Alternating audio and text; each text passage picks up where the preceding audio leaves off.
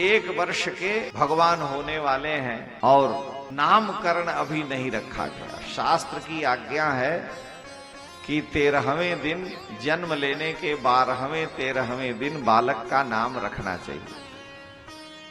जब बालक या बालिका का जन्म हो तो 12वें या 13वें दिन उसका नामकरण संस्कार किया जाता है। पुरोहित को बुला करके गौरी गणेश का पूजन, चिरंजीवियों का पूजन होता है। अश्वत्थामा, बलि, व्यास, हनुमान जी, विभीषण, कृपाचार्य, परशुराम, मार्कंडेय, इनका पूजन, ये चिरंजीवी हैं, इनका पूजन करके अपने बालक के लिए नामकरण संस्कार किया जाता है। तो गर्गाचार्य जी आए थे, उन्होंने दोनों भाइयों का नामकरण संस्कार किया।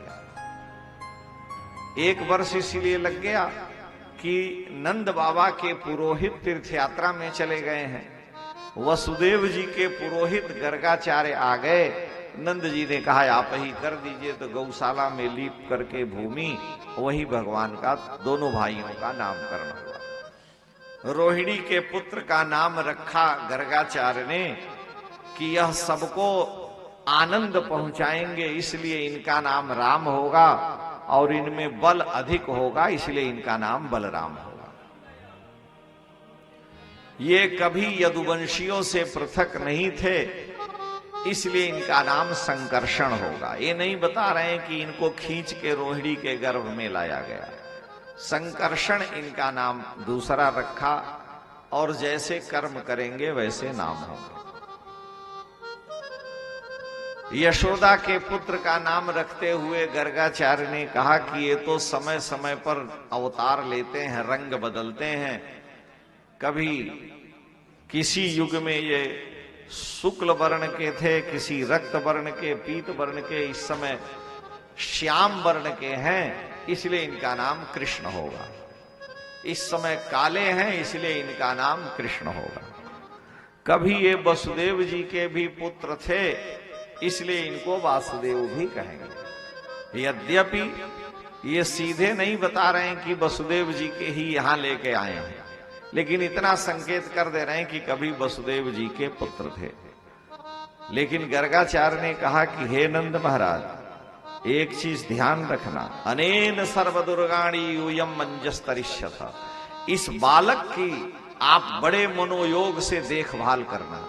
बड़े बड़े संकट, आपत्तियां अगर ब्रज पर और आप लोगों पर आएंगी तो इस बालक से सारे संकट, सारी आपत्तियां दूर हो जाएंगी। ये हर प्रकार के संकटों का निवारण करने वाला है। इसलिए इस बालक का बड़े मनोयोग से आप रक्षण करना, क्योंकि पूर्व काल में बड़े बड़े दुष्टों का इसने दमन किया है।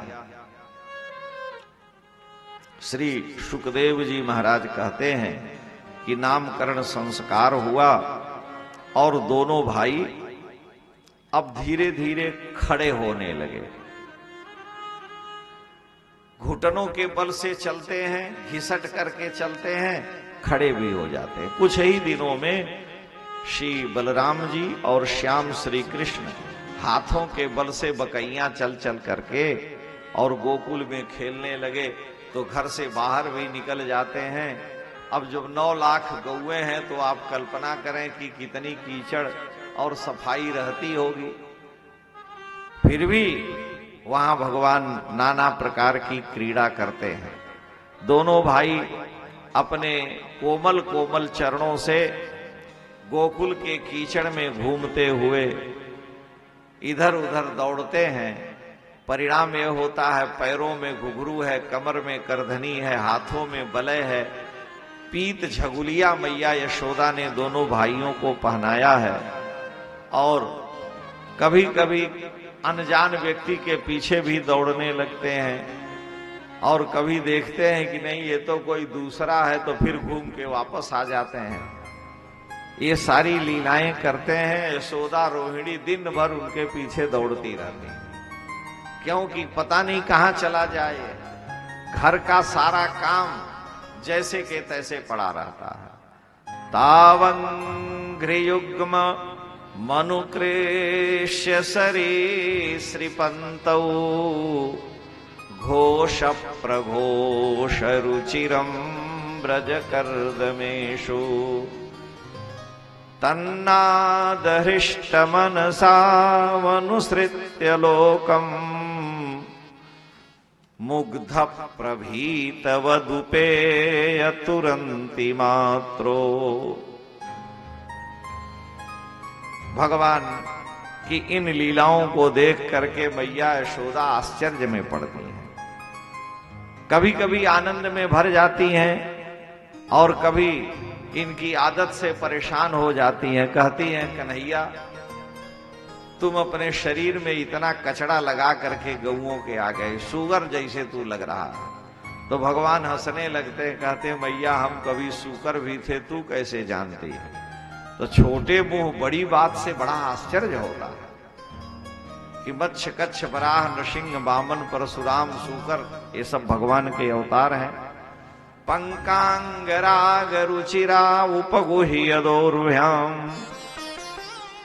यशोदा रानी गोद में लेके दूध पिलाने लगती। ये नहीं सोचती हैं कि इसके शरीर में बाहर गऊओं के गोबर आदि लगे हैं, हमारी साड़ी खराब हो जाएगी।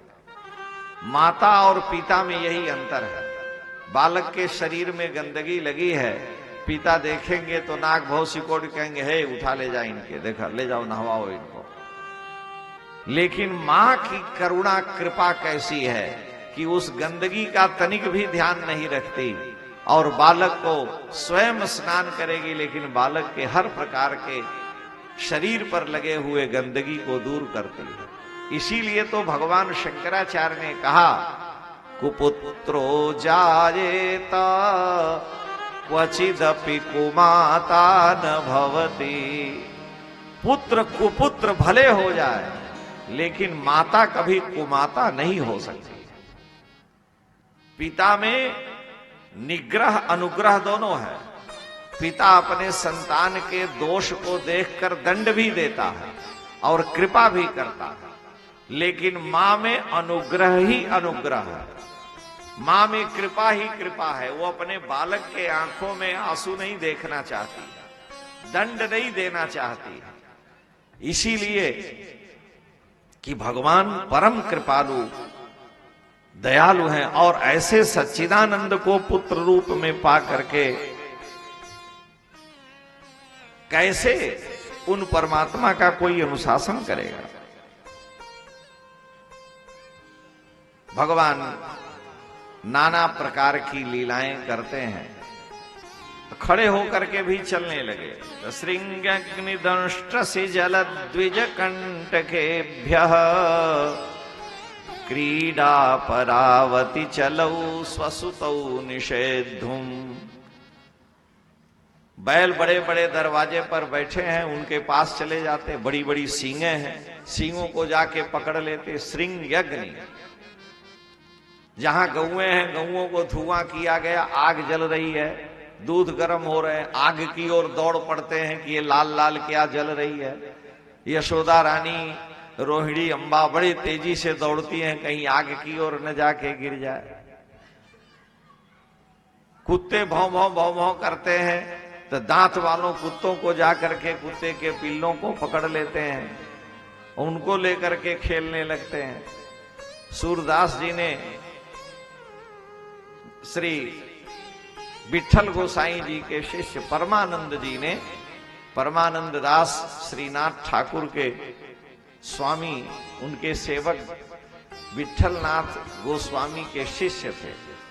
वो बड़े सिद्ध संत और सब कुछ भगवान की लीलाओं का ध्यान में उन्हें दर्शन होता। तो वो अपने पद में एक जगह लिखते हैं कि परमानंद दास को ठाकुर पिल्ला लेकर आयोरी। उन्होंने देखा कि ठाकुर जी कुकुर के एक बच्चे को गोद में लेके आए, तो वही लिख दिया कि परमानंद दास को ठाकुर पिल्ला लेकर आयोरी। तो भगवान जो दाढ़ दांत वाले कुत्ते हैं, उनके पास भी खेलने चले जाते और मैया दौड़ के जाते हैं कहीं कुत्ता काट न ले, बचा करके। और कभी भगवान तलवार कहीं देख लेते हैं, शस्त्र तो उसको उठा लेते हैं। नदी यमुना जी बगल में है, उधर दौड़ने लगते हैं। मैया यशोदा प्रातः काल से सायंकाल तक दिन भर इनको संभालने में ही लगी रहती है कि कहीं गिर न जाए, कहीं कुछ न हो जाए। घर के सारे काम अस्त व्यस्त हो जाते हैं, इतने चंचल हैं। बहुत सी माताएं शिकायत करती हैं कि महाराज आशीर्वाद दीजिए, लड़का बड़ा उद्यमी है, बड़ा चंचल है। और अगर भोंदू हो जाए, दिन भर बैठे रहे, कुछ न करे तो कहेंगे तो किसी काम का नहीं, दिन भर बैठा रहता, कुछ बोलता ही नहीं। बालक जितना ही चंचल होगा उसका मस्तिष्क उतना ही शार्प होगा। बाल्यावस्था में चंचलता, उसके मस्तिष्क में इतनी ऊर्जा है कि उस ऊर्जा को रोकने के लिए वो दौड़ता रहता है दिन भर। आज जो एकदम बैठा है, हिलता नहीं डुलता नहीं, तो वो गोबर गणेश होता है। क्यों? कि उसमें चपलता ही नहीं है। शरीर के जैसे जैसे शरीर बड़ा होगा, चंचलता शांत होगी, मस्तिष्क ग्रहण करने लगेगा ज्ञान विज्ञान विद्या बुद्धि को। लेकिन बाल्यावस्था में तो दिक्कत होती है। इसलिए बालक की चंचलता भी मंगलकारी होती है। और कुत्ता बिल्ली भी भगवान का कुछ बिगाड़ थोड़े ही देते हैं, हो सकते हैं। वज्रादपि कठोराणी मृदूनि कुसुमादपि लोकोत्तराणाम चेतांसी को ही विज्ञातुमर्हसि। भगवान को जानना बड़ा कठिन है।